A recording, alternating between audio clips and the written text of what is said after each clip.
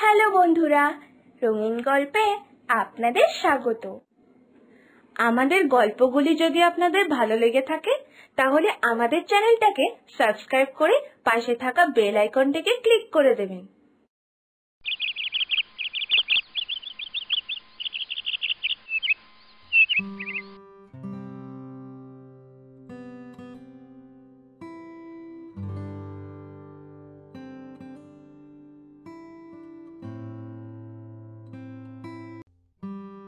বুঝলে তো বৌমা, আজকাল আর কিছুই ভালো লাগে না। না পায় খিদা, না পায় ঘুম। এই বয়সকালের কি যে জ্বালা, এ আমি আগে বুঝিনি গো। আর ভালো লাগে না, একদম ভালো লাগে না। মনে বড় অশান্তি হয়। দিন দিন এইভাবে জীবনের দিনগুলো বুঝি কমে আসছে। তাই তো আর খিদা ঘুম কিছুই আমার জীবনে নেই কো। এইসব আবার কেমন কথা মা? এমন কি বা বয়স হয়েছে আপনার যে আপনি এইসব বলছেন? বলুন না মা, আমাকে বলুন। যদি কিছু খেতে ইচ্ছা করে তাহলে আমাকে বলুন, আমি বানিয়ে দেব। মাঝে মধ্যে এরকম সবারই হয়, এরকম তো আমারও হয় জানেন মা। মাঝে মধ্যেই আমার খিদে পায় না, ঘুম পায় না, কিছুই ভালো লাগে না। আর এই যে আপনাকে আজকে মাথায় ভালো করে তেল লাগিয়ে দিচ্ছি, এইবার কালকে বেশি করে জল দিয়ে স্নান করবেন, দেখবেন কি সুন্দর ঘুম হচ্ছে। আর ঘুম দেখি, খাওয়া দাওয়া করে একবার ঘুমানোর চেষ্টা করব। যদি ঘুমাতে পারি, মানে ঘুমটা যদি হয় তাহলে তো ভালোই হবে। তা বৌমা, কি রাঁধলে গো আজকে? তোমাকে যে পোস্তর বড়াখানা করতে বলেছিলাম, করেছো তো? আসলে মুখে স্বাদ নেই কি না, তাই তো ভাবলাম নারকেল পোস্তর বড়াটা খাবো। শুনেছি ওই বড়া খেলে নাকি মুখে স্বাদ আসে গো। যত সব, মুখে স্বাদ নাই, চোখে ঘুম নাই, এইসব বইলা বইলা ভালোই তো আরাম করতেছো। সারা দিন খাওয়া আর ঘুমানো, হীরা বন্ধ কইরা একটু কাম কাজ করো, দেখবানি শরীরটা ভালো লাগবো। এই নতুন বউকে দেখার পর থেকেই মানুষটা যে কি করে হয়ে গেল, বাবা রে বাবা। এই সুতপা, খুব মুখ চলে বল তোর। নিজের কাজ নিজে কর না বাপু, আমাদের কথায় কান দিস কেন? তোর মনে হয় আমি নাটক করি, তাই তো? আমার মতো বয়সটা হোক না তোর, দেখবি কেমন বুঝতে পারিস কত ধানে কত চাল। এখনো তো বয়সটা কম, তাই এত ফটর ফটর বেরোচ্ছে। না গো না, তোমার মতো আমার কোনোদিনই হইব না। তোমার এগুলা না বয়সের লক্ষণ না গো, তোমার এইগুলা হইল গিয়া কুড়েমির লক্ষণ, বুঝছো? কাজ কাম না করলে এমনই হয়। শরীরটারে একটু নাড়াও, তাহলে দেখবানি খিদাও পাইতাছে আর ঘুমও পাইতাছে। আমার তো সারাদিন এত পরিশ্রম হয় যে বিছানায় ঘুমাইতে গেলেই মরার মতো ঘুম হয়, আর খাইতেও পারি থাল বইরা। তাই তোমারে কইতাছি একটু কাম কাজ করো, তাহলে সব ঠিক লাগবো। আহারে সুতপাদি, তুমিও পারো বটে। সারাদিন তোমার মায়ের সাথে এরকম খুনসুটি করতে ভালো লাগে বলো তো? আর মায়ের কাছে এরকম সারাক্ষণ বকা খাচ্ছ, কি বলি তোমাকে আর। আচ্ছা, তাড়াতাড়ি বাসনগুলো ধুয়ে নাও, তারপরে একসাথে সবাই খাবো তো। আমি পোস্তের বড়ার জন্য সব তৈরি করে রেখেছি, গরম গরম ভাজবো আর খেতে দেবো। তাই বলছি, তাড়াতাড়ি করো। এই এই তো বৌদিমণি, হয়েই গেছে, এখনই আইতাছি।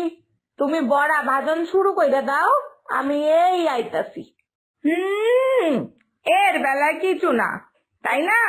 এর বেলায় বৌমাকে খুব পোস্তের বড়া গরম গরম ভাজতে বলে দিলি, আর যখন আমি বৌমাকে পোস্তের বড়ার কথা জিজ্ঞাসা করলাম তখন আমাকে কতগুলো কথা শুনিয়ে দিলি। কেন বলতো? নিজের বেলাতে তো খুব স্বাদ খুঁজিস, আর আমি খুঁজলেই দোষ, তাই না? আর তুই কবে বলেছিলিস আমার জন্য তেঁতুল মাখা বানাবি? কই, আজও তো বানিয়ে দিলি না। তোর শুধু আমার খাওয়া দেখলেই রাগ হয়ে যায়, তাই না রে? যাক যাক, তাড়াতাড়ি কর, তাড়াতাড়ি করে খেতে আয়। চলো বৌমা, আমরাও রান্নাঘরে যাই।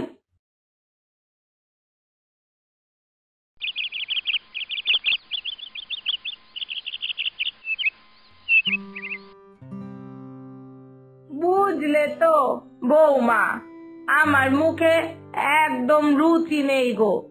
তুমি আজকে আমার জন্য একটু কাঁচা কলার কোফতা বানিও তো, আর সাথে একটু শুক্তো করো, বুঝেছো? আর পেঁপের চাটনি, একটু টক ডাল, ব্যাস তাহলেই হবে। এইসব খেলে যদি মুখের রুচিটা একটু ফেরে। আমি যে কেন কিছুই খেতে পারছি না কে জানে। খাবার নিয়ে বসলেই শুধু অরুচি লাগছে। কি যে জ্বালা হলো নতুন করে। এত কিছু মা, মানে কাঁচা কলার কোফতা আর শুক্তো বানাতে তো অনেকটা সময় লেগে যায়, আর আমি একসাথে এত কিছু কোনোদিনও রান্না করিনি, তাই আমি পারবো কিনা বুঝতেও পারছি না। আচ্ছা ঠিক আছে মা, আমি তাও চেষ্টা করে দেখছি। সত্যি বলতে আপনার একদম রুচি হচ্ছে না, এটা তো ঠিক না। দেখছি মা, দেখছি, আমি চেষ্টা করছি সব যাতে ঠিক মতো বানাতে পারি, দেখছি। হ্যাঁ বৌমা, চেষ্টা করো দেখি। আমি জানি তোমার একটু কষ্ট হবে ঠিকই, তাও দেখো যদি পারো। আমার পছন্দ মতো খাবার বানাতে পারলে তাহলে যদি একটু খেতে ইচ্ছা করে। আসলে মুখে রুচিটা নেই না। আচ্ছা বৌমা, আমি তাহলে যাই, একটু শুই গিয়ে। যদি একটু ঘুমাতে পারি তাহলে ভালো হয়। কেন যে আমার রাতে ঘুম হচ্ছে না কে জানে। ঠিক আছে, আমি তাহলে গেলাম। হ্যাঁ বউ দিদি গো, তোমার গিন্নিমার ভাবটা একটু অন্যরকম লাগতেছে না? মানে আমার তো লাগতেছে, তুমি কিছু মনে কইরো না, কিন্তু আমি সত্যি কথা কইতাছি। গিন্নিমা কিন্তু অনেকটা পাল্টায় গেছে। আমি তো আমার গিন্নিমারে চিনি, সেই হিসাবে কইতাছি। গিন্নিমা রুচি নেই, রুচি নেই এই কথা বলতে বলতে রোজই তো এত বড় ফর্দ দিতাছে রান্না বান্না করণের। আবার রান্না হইলে বেশ জমিয়ে খাওয়া দাওয়াও করতেছে, কিন্তু প্রতিদিনই তো এত খাওয়া দাওয়ার পর শুধু বলতাছে রুচি নেই আর রুচি নেই, আবার নতুন করে ফর্দ। কিন্তু আগে তো গিন্নিমা এরম করতেছিল না। না, আগে তো এত রান্না বান্নার ঝুঁকি নিত না, কোনোদিনও দেখি নাই গিন্নিমা খুব ঝুঁকি নিয়ে রান্না করতেছে। আর এরম অরুচি অরুচি করতেও দেখি নাই। কি বলি বলো তো সুতপাদি, মায়ের বয়স হয়েছে তো, তাই বোধ হয় এরকম হচ্ছে। দেখো না, সারাদিন বলছে খাবারও রুচি হচ্ছে না, আর বেচারি ঘুমাতেও পারছে না। এগুলো বিশেষ কোনো রোগ বলে তো আমার মনে হচ্ছে না। আমার তো মনে হচ্ছে এগুলো সব বয়সেরই লক্ষণ। তুমি বলতেছো ঠিকই যে এইগুলা সব বয়সের লক্ষণ, কিন্তু আমার তো মনে হইতেছে এইগুলা সব কুড়েমির লক্ষণ। আমি তো চিনি আমার গিন্নিমারে। আগে মাঝে মাঝে যখন গিন্নিমার দিদি এখানে আইতো বেড়াইতে, তখন মানে ওই কটা দিন, যেই কটা দিন গিন্নিমার দিদি এখানে থাকতো, সেই কটা দিন আবার গিন্নিমার এই রোগটা দেখা দিত। রুচি নাই, অনেক ধরনের রান্না না হইলে খাইতে পারে না, রাতে ঘুমাইতে পারে না, তাই দিনের বেলা সব কাম ফেলায় শুয়ে থাকতো, আর গিন্নিমার দিদি নানান রকমের পদ রাইডা দিত। আবার যে গিন্নিমার দিদি চইলা যাইতো সব ঠিক। গিন্নিমার তো আর কোনো রোগ দেখতাম না। আমি তো অনেক দিন ধরেই এই বাড়িতে কাজ করতেছি, তাই গিন্নিমারেও আমি খুব ভালো করে চিন্না গেছি।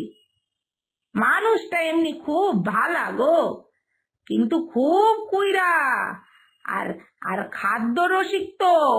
তাই বুঝি ঘরে একজন মানুষকে পাইলেই গিন্নিমার এই রোগগুলা শুরু হয়ে যাইতেছে। তাহলে আমি কি বা বলি বলো তো সুতপাদি?